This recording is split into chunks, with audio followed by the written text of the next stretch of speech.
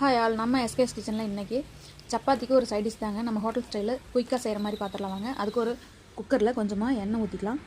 எண்ணெய் நல்லா காஞ்சி வரட்டுங்க. எண்ணெய் காஞ்சதும் 2 கிராம்பு, சோம்பு கொஞ்சம் போட்டுக்கலாம், 2 பட்டை, ஒரு ஏலக்காய், விருப்பப்பட்ட பிரிஞ்சி இலை இதெல்லாம் சேர்த்து நல்லா எண்ணெயில் பொரியட்டும்னு ஒரு கைப்பிடி அளவு புதினா தழை சேர்த்துங்க.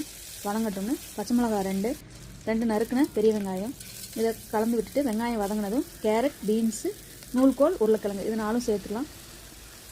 இது கூடவே வேக வச்ச பச்சை பட்டாணிங்க இதை நான் 6 மணி நேரம் ஊற வச்சு குக்கரில் 2 விசில் விட்டு வேக வச்சுருக்கேன்.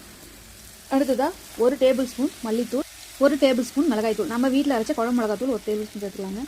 அரை டீஸ்பூன் அளவுக்கு மஞ்சள் தூள் சேர்த்து இதை உப்பு நம்ம தேவையான அளவு, ஏன்னா ஆல்ரெடி நம்ம சப்பாத்தி மாவு உப்பு சேர்த்துருக்கோம், அதனால் வந்து 3/4 உப்பு உரைக்கிற அளவுக்கு நம்ம உப்பு சேர்த்துக்கலாம். ஒரு 2 நிமிஷம் வதங்கட்டும். அதுக்குள்ளே நம்ம ஒரு மிக்ஸி ஜாரில் 1 மூடி தேங்காய், 2 பட்டை, 1 டேபிள் ஸ்பூன் அளவுக்கு பொட்டுக்கடலை, 10 முந்திரி பருப்பு இதை சேர்த்து குறைன்னு அரைச்சிக்கலாம். இதில் நீங்கள் இஞ்சி பூண்டு சேர்த்துக்கோங்க.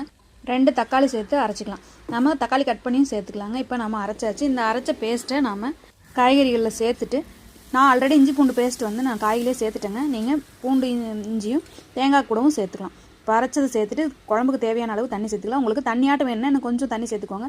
இல்லைனா உங்களுக்கு எந்த கன்சிஸ்டன்சி வேணுமோ தேவையான அளவு தண்ணி சேர்த்துக்கோங்க. இப்போ மூடி போட்டு வெயிட் போட்டுடலாம். இது 3 விசில் வரட்டுங்க. இது 3 விசில் வர்றதுக்குள்ளே நாம் சப்பாத்தி தேய்ச்சி எடுத்துடலாம். இந்த சப்பாத்தி குருமாவுக்கு நிறைய காய்கறிகள் வைக்கணும் அப்படின்லாம் அவசியம் இல்லைங்க. 2 கேரட்டு, 10 பீன்ஸு, 1 நூல்கோல், 2 உருளைக்கிழங்கு, 1 கைப்பிடி அளவு பச்சை பட்டாணி, இதுவே வந்து 3 பேர் தாராளமாக சாப்பிட்ற அளவுக்கு குருமா வரும். இப்போ பாருங்கள், நம்ம சப்பாத்தி போட்டாச்சு. நம்மளோட குருமாவும் ரெடி ஆகிடுச்சிங்க.